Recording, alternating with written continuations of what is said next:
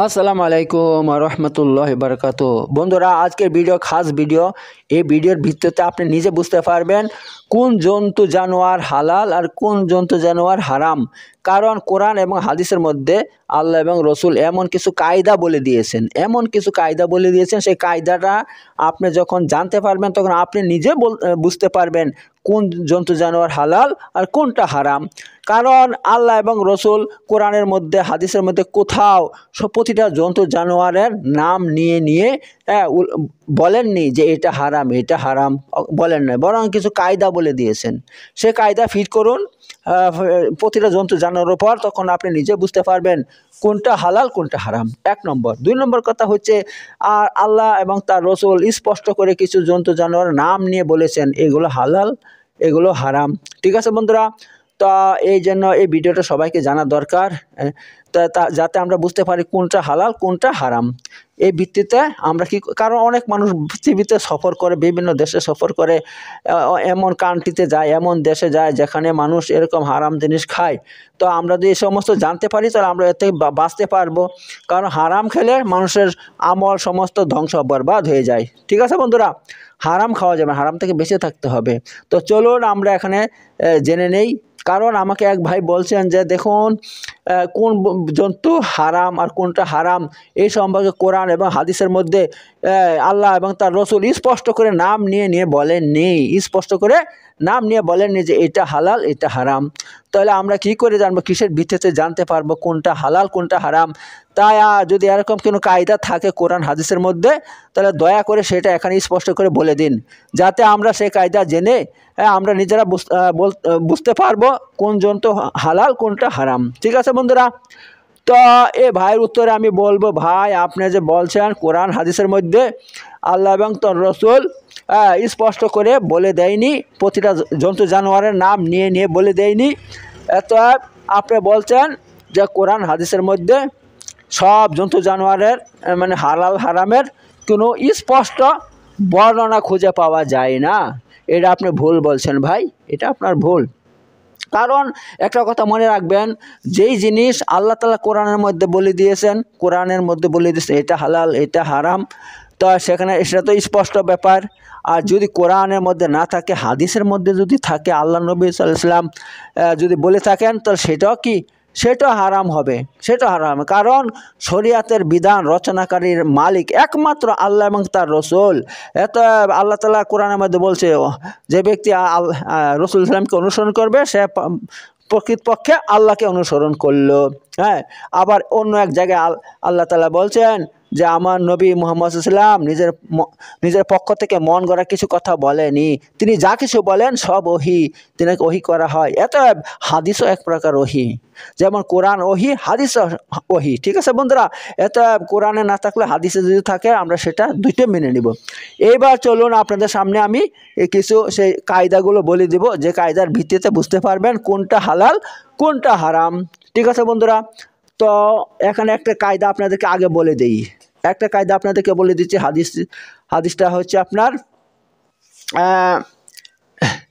এই কুল্লুজি রাসূল সাল্লাম বলছেন, কুল্লুজি নাবিন মিনা সিবাই ও কুল্লুজি মিখলাবিন মিনা তয়রি, এগুলো হারাম। ঠিক আছে, তো এখানে বলা হয়েছে যে কুল্লুজি নাবিন মিনা সিবাই, প্রতিটা ওই জন্তু জানোয়ার যারা দাঁত দিয়ে শিকার করে, দাঁত দিয়ে বা মুখ দিয়ে শিকার করে, সেগুলো হারাম। এবার এই কায়দাটা আপনি ফিট করুন, এবার কুকুরের উপরে ফিট করুন। দেখুন, কুকুর কিন্তু দাঁত দিয়ে বা মুখ দিয়ে শিকার করে, এই জন্য কুকুর আমাদের জন্য হারাম। এই দেখুন, এই কায়দাটা ফিট করুন বাঘের উপরে, বাঘ কি করে, দাঁত দিয়ে শিকার করে, এত বাঘ আমাদের জন্য হারাম। এই সিংহ একই কাজ করে, তাদের দাঁত দিয়ে বা মুখ দিয়ে শিকার করে। এবার এই কায়দাটা আপনি সব জানোয়ারের উপর ফিট করুন যারা দাঁত এবং মুখ দিয়ে শিকার করে।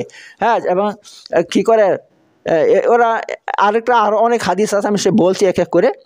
তো এই কায়দাটা আপনি যার উপরে ফিট করবেন সেটা হারাম হয়ে যাবে। ঠিক আছে বন্ধুরা, তারপর আল্লাহ নবী কি বলছেন, ওয়াকুল্লুজি মিখলাবিন মিনাত তয়রি, তেমনইভাবে ওই সমস্ত পাখি যারা কি করে হাত এবং পা দিয়ে শিকার করে, পাঞ্জা দিয়ে শিকার, পাঞ্জা মানে হাত পা। ঠিক আছে, মিখলাব মানে পাঞ্জা, মানে হাত এবং পায়ের হাত এবং পায়ের নখ দিয়ে শিকার করে, ঠিক আছে।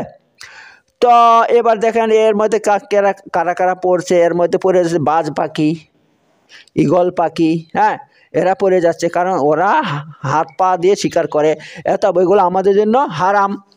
এবার এর মধ্যে আরও কিছু নিয়ে আসেন, আরও অনেক রকম আছে, যেরকম কাক আছে, কাকও কী করে, কাক আপনার পা দিয়ে শিকার করে, হ্যাঁ, হাত পা দিয়ে শিকার করে, এই জন্য এগুলো হারাম। তো বন্ধুরা এই হচ্ছে একটা কায়দা, ঠিক আছে।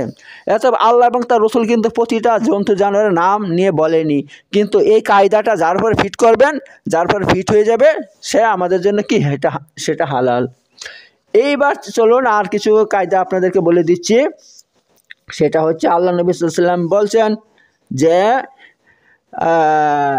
ইন্নাল্লাহ আযজা ওয়া জাল ওয়া রাসূলুহু ইয়ানহানিকুম আনিল হুমুরিল আহলিয়া ফাইন্নাহা রিজসুন। আল্লাহ এবং তার রাসূল সাল্লাল্লাহু আলাইহি ওয়াসাল্লাম তোমাদেরকে মানে ঘরেলু গাদা, মানে যে গাদা বাড়িতে পালা হয়, সেটা খেতে মানা করেছেন। কেন?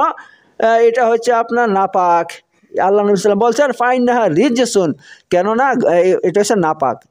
দেখতে পাচ্ছেন আল্লাহ এবং তার রসুল আমাদেরকে কি করছেন, নিষেধ করেছেন ঘরেলু গাদা খেতে, কারণ এটা নাপাক। তো এখান থেকে কি স্পষ্ট এগুলো গাদা খাওয়া হারাম, ঠিক আছে, নাপাক, সেটা খাওয়া যাবে না। তেমনই আল্লাহ নবী সাল্লাম কি আল্লাহ তাআলা কোরআনের মধ্যে কি বলছেন, আল্লাহ কোরআনের মধ্যে বলছেন ইন্নামা হারাম আলাইকুমুল মাইতা, নিশ্চয়ই তোমাদের হারাম করা হয়েছে কি মৃত জানোয়ার, জন্তু জানোয়ার, প্রতিটা পশু পাখি মৃত যেরকম মরে যাবে সেগুলো আমাদের খাওয়া হারাম। সূরা বাকারা আয়াত নম্বর 173 নম্বর আয়াত, ঠিক আছে। সূরা বাকারার 173 নম্বর আয়াতের মধ্যে আল্লাহ তাআলা এই কথা বলে দিয়েছেন। তো এখান থেকে এটা স্পষ্ট হয়ে গেল যে প্রতিটা মৃত মানে পশু পাখি তারা আমাদের জন্য হারাম। এবার নম্বর 2 হচ্ছে প্রবাহিত রক্ত খাওয়া আমাদের জন্য হারাম। যেরকম আল্লাহ সূরা আনাম আয়াত নম্বর 145-এর মধ্যে বলছেন কুল লা আজিদু ফিমা উহিয়া ইলাইয়া মুহাররামান আলা তাইমি ইয়াতামুহু ইল্লা ইয়াকুনা মাইতাতান আও দামাম মাসফুহা। হে নবী সাল্লাল্লাহু আলাইহি ওয়াসাল্লাম, আপনি বলে দিন যে আমি পাই না, আমার উপর যা ওহী করা হয়েছে তোমাদের খাওয়ার ব্যাপারে হারাম, খাওয়ার ব্যাপারে আমি হারাম পাই না, কিন্তু যে জন্তু জানোয়ার মরে যাবে সেটা হারাম, আও দামা মাসফুহা, আর প্রবাহিত রক্ত হারাম। দেখতে পাচ্ছেন আল্লাহ তাআলা বলে দিয়েছে, হে নবী সাল্লাল্লাহু আলাইহি ওয়াসাল্লাম, আপনি বলে দেন যে আমার উপরে যে ওহী করা হয়েছে তার মধ্যে তোমাদের খাওয়ার ব্যাপারে আমি কোনো হারাম পাচ্ছি না, শুধু এইটা যে সমস্ত যারা মরে যাবে সে সমস্ত জন্তু জানোয়ার বা পশু পাখি সেগুলো হারাম, আও দামা মাসফুহা, অথবা যে সমস্ত প্রবাহিত রক্ত হারাম। তো এখান থেকে এটা বোঝা গেল। এবার 3 নম্বর কি ওয়ালাহমা খিনজিরিন, এবং শুকরের গোশত খাওয়া হারাম। কোথায় আল্লাহ বলছেন? সূরা আনাম আয়াত নম্বর 145-এর মধ্যে। তো বন্ধুরা এবার এখান থেকে এগুলো স্পষ্ট হয়ে গেছে। এবার এই কায়দার ভিত্তিতে আপনি নিজে বুঝতে পারবেন কোন জন্তু জানোয়ার হালাল আর কোনটা হারাম আমাদের জন্য। তো বন্ধুরা এই ধরনের ভিডিও যদি পেতে চান তাহলে অবশ্যই আমার ইউটিউব চ্যানেল সাবস্ক্রাইব করে রাখুন, কারণ আমি আপনাদের সামনে কোরআন এবং সহিহ হাদিস থেকে এভাবে ভিডিও তৈরি করি, যাতে আপনাদের জ্ঞান বাড়তে থাকে। কোরআন হাদিসের ভিত্তিতে, মন করা নয়, কোরআন হাদিসের ভিত্তিতে আমি এই সমস্ত ভিডিও তৈরি করি বন্ধুরা। তো এই জন্য আপনাদের উচিত আমার ইউটিউব চ্যানেলকে সাবস্ক্রাইব করে রাখা, ঠিক আছে বন্ধুরা। ইনশাল্লাহ আবার অন্য ভিডিওতে কথা বলবো, তাই আজকে এখানে শেষ করলাম। আসসালামু আলাইকুম ওয়া রাহমাতুল্লাহি ওয়া বারাকাতুহু।